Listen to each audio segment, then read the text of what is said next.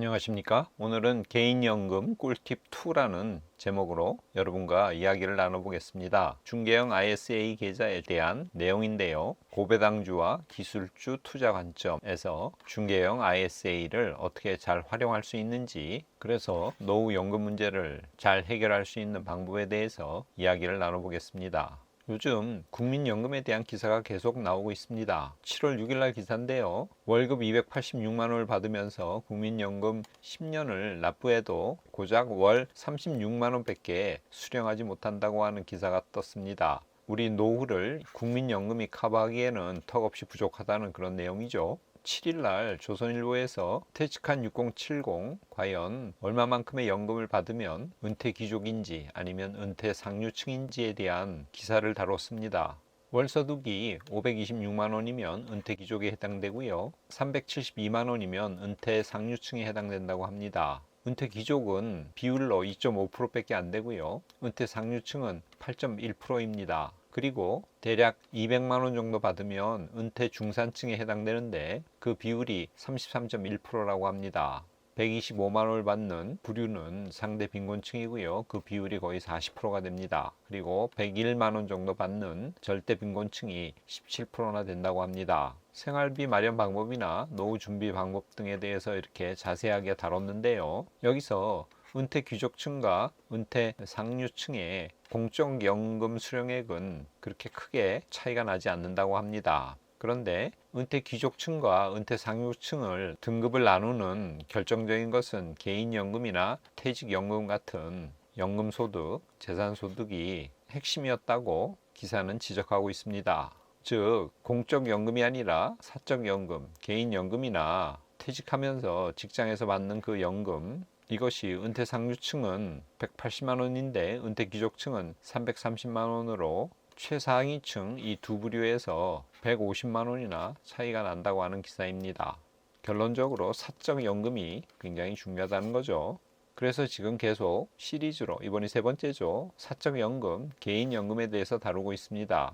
여기 보시면 연금의 3중 보장이라는 말이 나옵니다. 국민연금, 퇴직연금, 개인연금 이렇게 3중으로 나중에 노후를 보장해야 된다는 뜻이죠. 거기다가 55세가 넘어서 주택을 국가에 맡기고 주택연금을 받을 수 있죠. 그러면 한층 더 깔려서 4중 보장이 됩니다. 그런데 이 퇴직연금이나 국민연금이나 주택연금은 이미 확정된 상황이죠. 그래서 우리가 현재로 할 수 있는 것은 이 개인연금 차원입니다. 그래서 계속 오늘로 세 번째 이 개인연금에 대한 이야기를 하고 있는 것입니다. 개인연금의 여러 대표적인 상품이 연말정산 환급과 과세 이연해서 복리효과를 누릴 수 있는 연금저축펀드, IRP 계좌에 대해서 앞선 영상에서 각각 다뤄봤죠. 오늘은 중개형 ISA 계좌에 대해서 다뤄보겠습니다. 앞서 설명할 때 중개형 ISA 계좌에 대해서 잠시 언급한 적은 있습니다. ISA란 Individual Saving Account의 약자죠. 개인 저축 계좌, 직역하면 그렇고요. 우리말로는 개인 종합 자산 관리 계좌라고 이렇게 번역을 합니다. 이 ISA 계좌를 사용하면 과세 이연과 낮은 세율이라는 혜택을 볼 수 있습니다. 여기 파란색으로 칠해놓은 연금저축펀드에서 또 IRP 계좌에서 연말정산 환급은 이 중개형 ISA 계좌에는 없습니다. ISA 계좌에 중개형이란 말이 붙었는데요. 계좌의 종류에 신탁형, 일임형, 중개형 세 종류가 있습니다. 신탁형은 은행에서 취급하는 것입니다. 간단히 말하면 예금을 이용한 투자고요. 그래서 상대적으로 상품의 종류가 적습니다. 일임형은 은행이나 증권사에서 취급하는데요. 투자 전문가에게 투자를 맡기는 것입니다. 그래서 상대적으로 수수료가 높습니다. 중개형은 증권사에서 다루는 것입니다. 다양한 투자 상품을 가입자가 직접 투자하는 것이기 때문에 보통은 이 중개형 ISA 계좌를 많이 활용합니다. 중개형 ISA 계좌로 매수 가능한 상품은 제일 대표적인 것으로 국내 주식이 있습니다. 앞서 두 편의 영상에서 설명한 연금저축펀드나 IRP 계좌로는 이 국내 주식을 살 수 없는데요. ISA 계좌에서는 국내 주식까지 살 수 있습니다. 그 외에 ETF, 펀드, ELS, 리츠 등이 가능한 투자 상품입니다. 해외 주식, 해외 ETF는 투자할 수 없습니다. 다만 국내 상장 해외 ETF, 즉 앞에 코덱스, 타이거, 아리랑, 에이스, 솔 등이 붙은 국내 상장 해외 ETF는 투자가 가능합니다. 예적금은 매수할 수 없습니다. IRP 계좌에서는 예적금이 가능한데 ISA 계좌에서는 불가합니다. 가입 조건은 19세 이상이면 누구나 가능합니다. 다만 근로소득이 있으면 15세부터도 가입할 수 있습니다. 소득에 상관없고요. ISA 계좌는 한 사람이 한 개만 개설 가능합니다. 연금저축펀드나 IRP 계좌는 여러 개를 개설할 수 있었죠. 그리고 ISA 계좌는 금융소득종합과세자는 가입이 불가합니다. 과거 3년간에 종합과세자가 되었던 사람은 가입할 수 없습니다. 중개형은 증권사에서 가입한다 그랬죠. 방문해도 되고 온라인으로도 가입이 가능합니다. 그리고 이 ISA 계좌에 대해서는 게으른 개미에 잃지 않는 가치 투자, 배당 투자자 기준 중개형 ISA 총정리라는 영상을 많이 참고했음을 알려드립니다. 중개형 ISA 계좌 종류는 서민형과 일반형 둘로 나눠집니다. 소득에 따라서 근로소득이 5천만 원 이하거나 사업자 소득 3,500만 원 이하일 경우에 서민형으로 가입되고요. 그 이상일 때는 일반형으로 가입됩니다. 그런데 온라인 이용 시에는 일률적으로 일반형으로 가입이 됩니다. 그래서 소득이 서민형에 해당될 경우에 일단 일반형으로 가입한 후에 국세청 홈택스에 들어가서 소득 확인 증명원을 발급받아서 증권사에 팩스나 유선으로 발급번호를 알려주면 됩니다. 그러면 서민형으로 전환됩니다. 나중에 설명하겠지만 서민형은 수익의 400만 원까지 세액 공제를 받습니다. 일반형은 200만 원까지 공제를 받습니다.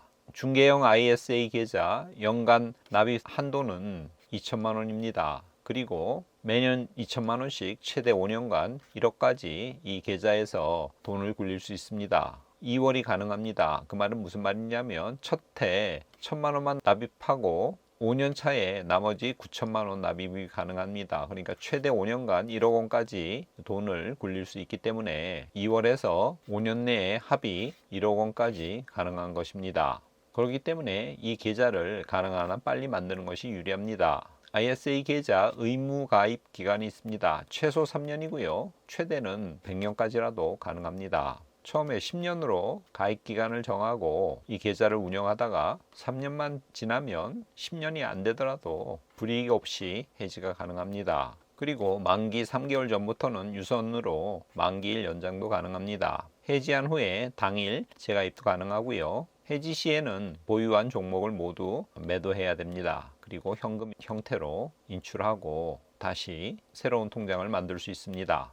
혜택은요, 아까 잠깐 설명했지만 일반형은 200만 원까지 비과세입니다. 서민형은 400만 원이라고 말씀드렸죠. 그것을 넘어선 초과이익은 9.9% 분리과세를 합니다. 분리과세를 한다는 것은 금융소득종합과세에 합산되지 않고요. 건강보험료에도 영향을 미치지 않습니다. 보통 세금이 15%나 16% 정도 붙죠. 9.9%고 200만 원이나 400만 원까지 비과세이고요. 그리고 다른 세금과 합쳐지지 않고 건보료에도 영향을 끼치지 않기 때문에 이 ISA 계좌는 적극적으로 활용하는 것이 이익입니다. 그리고 연금저축펀드로 이체 시 추가 세액 공제가 가능합니다. 최대 3천만 원 이체 시 10%인 300만 원까지 세액이 공제됩니다. 이 3천만 원을 이체했다고 쳤을 때 세액 공제받지 않는 2,700만 원은 언제든지 불이익을 당하지 않고 연금저축펀드에서 인출이 가능합니다. 그래서 보통 3년마다 ISA 계좌를 해지하고 연금저축펀드로 이체하는 것이 세액 공제를 최대한 받을 수 있는 방법입니다. IRP 계좌로 이체할 수도 있는데요. 그때는 55세 전에는 인출할 수 없기 때문에 이 연금저축펀드로 ISA 계좌 해지한 돈을 이체하는 것이 유리합니다. 그리고 연금저축펀드나 IRP 계좌를 통해서 투자했을 때 연말정산에서 세액 공제가 가능하죠. ISA 계좌에서는 그런 혜택은 없습니다. 중도 해지할 경우에 수익에 대해서 15.4%의 세금이 부과됩니다. 해지가 아니라 중도 인출은 가능합니다. 그런데 인출 시 한도가 다시 늘지는 않습니다. 무슨 말이냐면 2천만 원 납입했는데 1천만 원을 중도에 인출했다고 했을 때 그 해에 다시 1천만 원을 납입하는 것은 불가능하다는 뜻입니다. 의무 가입 기간 3년이 지난 다음에는 불이익 없이 약정을 5년, 10년 했더라도 언제든지 해지가 가능합니다.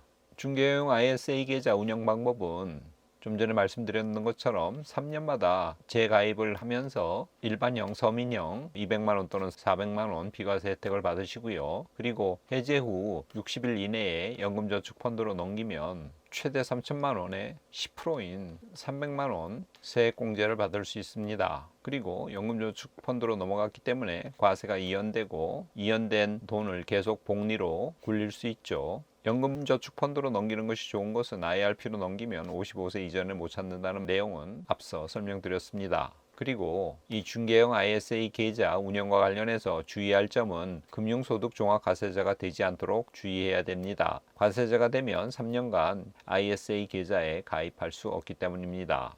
이런 식으로 고배당주를 사서 운영하는 방법이 있고요. 또 다른 운영 방법은 만기를 최대한 늘려서 1억 원 원금을 굴리는 방법입니다. 개별 주식 투자로 큰 수익을 올릴 자신이 있는 사람은 이런 식으로도 계좌를 운영해도 좋습니다.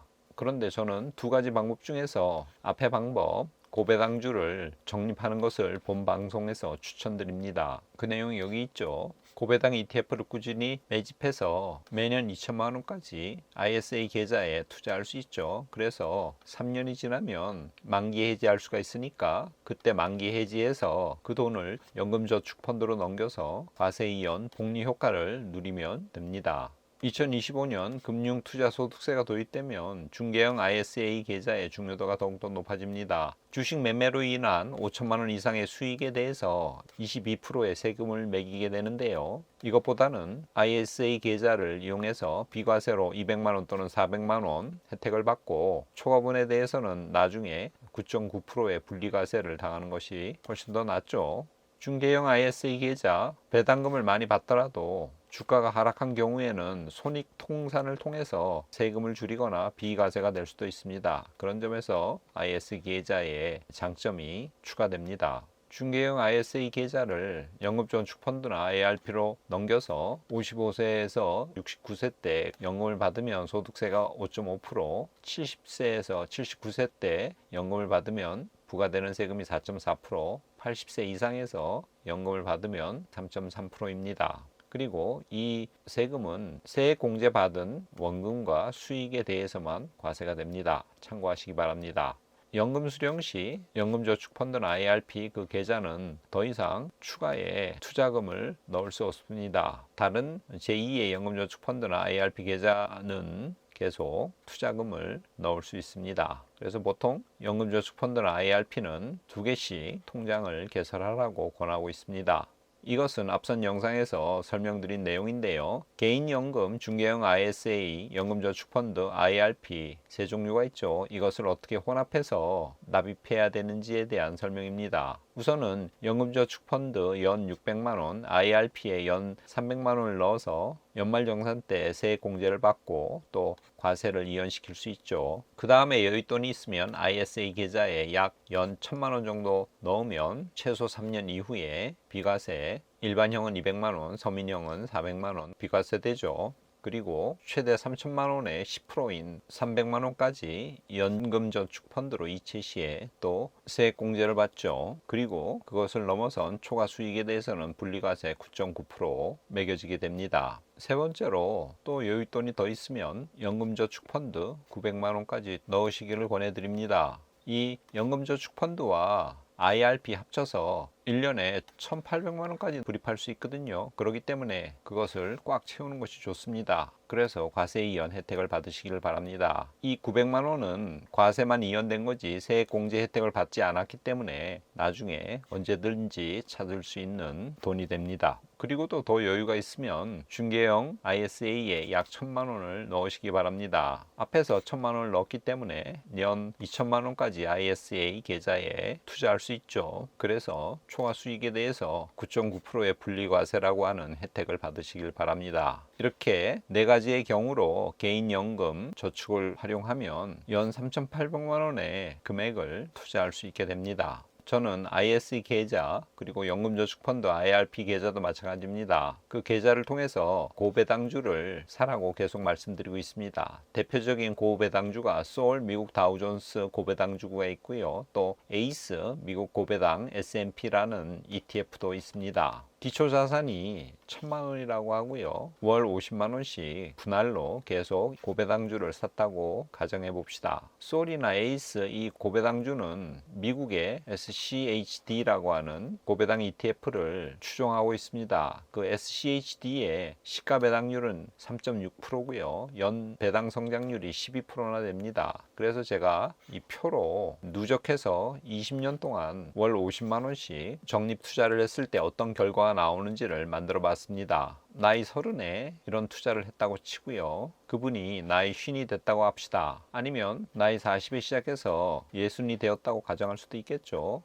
어쨌거나 20년 동안 투자했을 때 처음에는 배당률이 3.6%지만 이 연 배당 성장률이 12%나 되기 때문에 배당률이 시간이 갈수록 점점 더 누적됩니다. 그래서 배당 받은 것을 재투자하고 ISA 계좌 운영을 통해서 또는 연금저축펀드나 IRP 계좌를 통해서 비과세 받는다고 가정하면 20년 후에 월 배당액이 344만 원이나 됩니다. 한 달에 344만 원씩 꼬박꼬박 통장으로 돈이 들어오면 살만하겠죠. 물론 인플레이션율은 감안해야 될 것입니다. 이 그래프가 앞에 도표를 가시화한 것인데요. 기초자산 1,000만 원에 월 50만 원씩 적립하고 배당을 재투자하고 이런 연금 상품들을 통해서 비과세 받는다고 쳤을 때 10년차가 되었을 때 월 배당액은 22만 원 밖에 되지 않습니다. 그런데 15년 이후로 배당액 수가 기하급수적으로 늘어나서 20년이 되면 월 344만 원을 받게 됩니다. 자, 다시 앞으로 돌아가서요. 월 50만 원은 너무 부담된다고 하면 제가 월 30만 원으로 계산해 볼 수도 있습니다. 이 표가 바로 그것인데요. 월 30만 원으로 하고 기초자산 1,000만 원 그리고 같은 시가 배당률과 연 배당 성장률을 적용해 봤습니다. 이렇게 해서 똑같이 20년이고요. 월 30만 원씩 누적되면 20년 후에 월 배당액이 292만 원이 됩니다.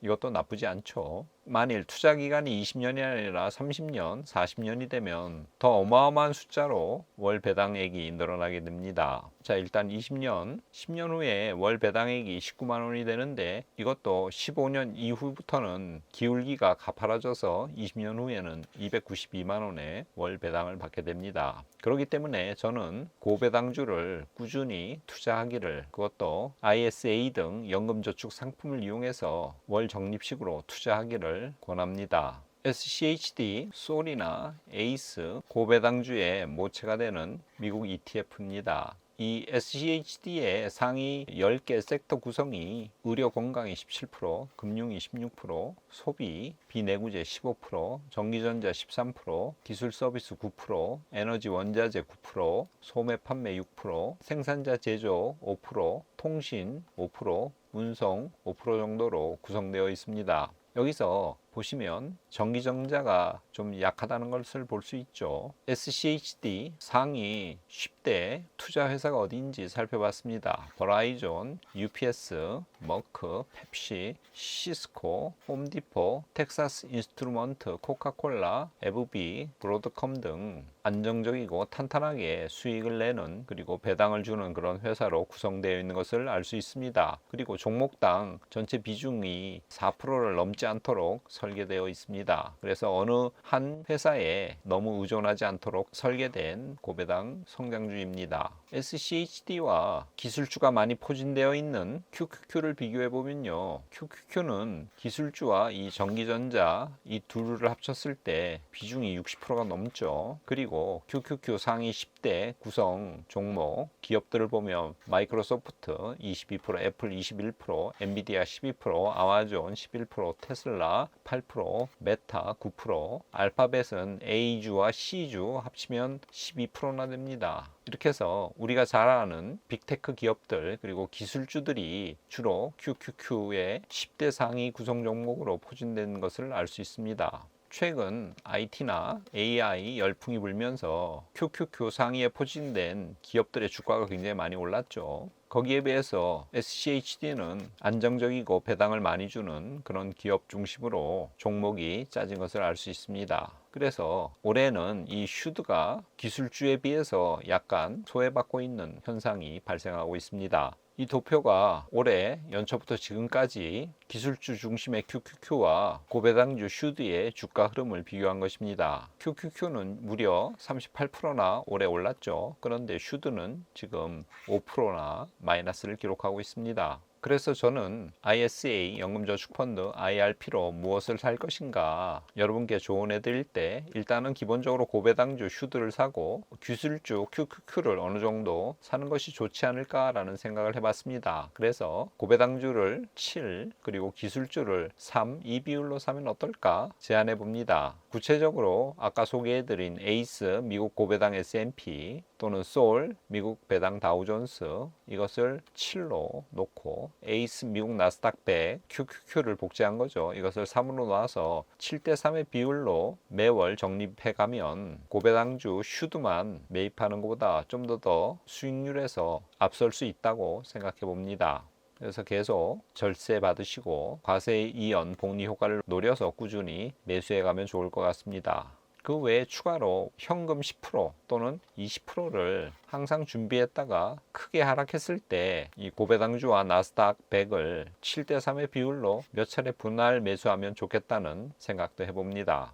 앞선 영상에서는 제가 좀 더 복잡하게 고배당주, S&P 500, 나스닥, AI 반도체 이렇게 해서 1, 2, 3, 4를 여러 비율로 섞어서 살 수 있다고 예시를 드렸죠. 그리고는 제일 마지막에 고배당주 50, S&P 500 17%, 나스닥 17% 이게 QQ죠. 그리고 AI 반도체 16 이런 식으로 사면 어떨까 제안해 봤습니다만 오늘은 좀 더 심플하게 고배당주 7, 기술주 QQQ 3 그래서 7대3으로 사고 현금을 항상 준비해서 크게 하락했을 때 몇 차례 분할 매수하면 좋겠다고 제안합니다. 이에 대해서 구체적으로 설명해 보겠습니다. 올해에는 기술주 QQQ가 굉장히 많이 올랐죠. 오히려 고배당주인 슈드는 마이너스 5%를 기록했습니다. 좀 전에 말씀드렸던 내용이죠. 그런데 시계열을 작년으로 돌려보면 이런 그래프가 나옵니다. 작년 초부터 올해 초까지의 그래프인데요. 그때 QQQ는 무려 33%나 빠졌습니다. 슈드는 그 와중에 선방에서 6%대 하락에 그쳤습니다. 즉 33%나 빠지는 이런 무서운 장세에서 슈드는 안정적으로 주가를 유지하고 지킨 거죠. 이렇기 때문에 우리는 슈드 중심으로 투자를 해야 됩니다. 그리고 배당이 나오기 때문에 안정적인 수입원을 창출할 수 있게 되는 것입니다. 여기에 S&P 500, 미국의 대표적인 500대 기업의 주가를 수치화한 지수를 넣어볼 수 있죠. 바로 이 화면인데요. 제일 위 초록색이 슈드고요. 가운데가 스파이, S&P 500 지수를 ETF화한 것이죠. 그리고 제일 아래가 QQQ입니다. 이 세 그래프를 비교해 보면 거의 다 같은 방향으로 가고 있죠. 다 올라갈 때 다 올라가고 떨어질 때 다 같이 떨어지고 있습니다.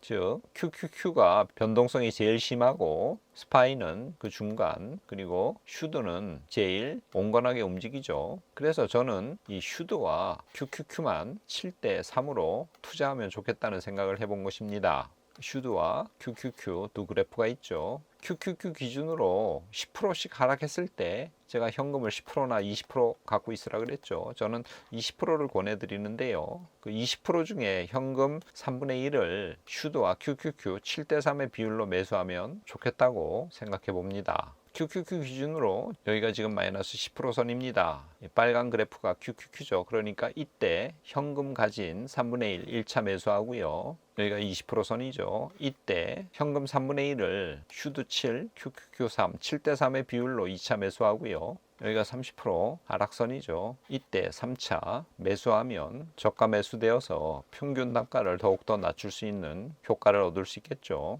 이것이 올해 그래프인데요. 지수가 상승했죠. 특별히 QQQ는 38%나 올랐습니다. 거기에 반해서 작년에 선방했던 슈드는 오히려 마이너스 5% 떨어졌죠. 이렇게 지수가 상승하여서 수익이 발생하면 분할 매도해서 지금 투자액 전체 100%가 들어가 있죠. 이것을 20%는 현금화하는 전략을 세우시길 바랍니다. 좀 더 구체적으로 말씀드리면 QQQ가 많이 상승했으므로 적당한 때에 QQQ를 분할 매도하고, 그래서 늘 슈드와 QQQ 7대3 비율을 맞추고요. 그리고 QQQ가 너무 많이 올라서 이 7대3의 비율이 넘었을 경우에 7대4나 7대5가 됐을 때는 지금 매월 QQQ도 분할 매수하고 있죠. 그 분할 매수를 잠시 중지하시면 됩니다. 슈드는 23년에 마이너스 상태이긴 하지만 전년도에 계속 3번이나 저가 매수했기 때문에 수익률은 플러스 상태일 것입니다. 그래서 슈드는 계속 분할 매수하시면 되겠고요. 현금 20%를 확보하기 위해서 슈드에 투자하는 이 금액도 조금 줄여서 비상시를 대비하면 더 수익률을 극대화할 수 있을 것입니다.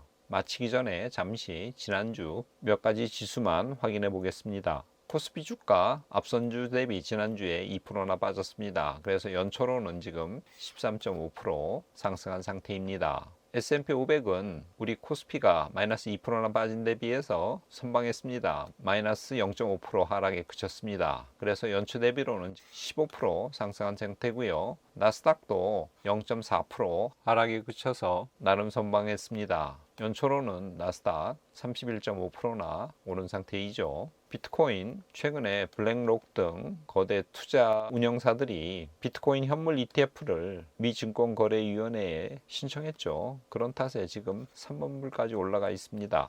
지난 5일 대비 약 0.57% 빠졌고요. 연초부터 보면 거의 84% 오른 상태입니다. 오늘 말씀은 이사야서 41장 10절 내용을 가져왔습니다. 제가 읽어보겠습니다. 두려워하지 말라. 내가 너와 함께함이라. 놀라지 말라. 나는 내 하나님이 됨이라. 내가 너를 굳세게 하리라. 참으로 너를 도와주리라. 참으로 나의 의로운 오른손으로 너를 붙들리라. 이사야 선지자는 조국이 풍전등화의 위기에 처해 있을 때 하나님의 뜻을 전하고 이스라엘 백성들에게 고난을 당할 것이지만, 그러나 고난 이후에 펼쳐지는 하나님의 뜻과 섭리가 무엇인지에 대해서 예언을 한 예언자입니다. 이스라엘 사람들은 하나님께서 다윗 왕조를 축복하셨고 하나님께서 거하시는 성전이 이민족에 의해서 멸망당하리라고는 꿈에도 생각하지 못했죠. 그런데 하나님은 그런 계획을 갖고 계셨습니다. 하나님께서는 이스라엘의 죄를 간과하지 않으시고 심판하시기로 마음을 먹으셨습니다. 선지자 이사야는 이 사실을 알았죠. 그래서 동포들에게 포로로 끌려갈 것인데 희망은 있다. 낙심하지 말라. 두려워하지 말라. 하나님께서 함께 하시고 도와주신다고 하는 하나님의 음성을 직접 전했습니다.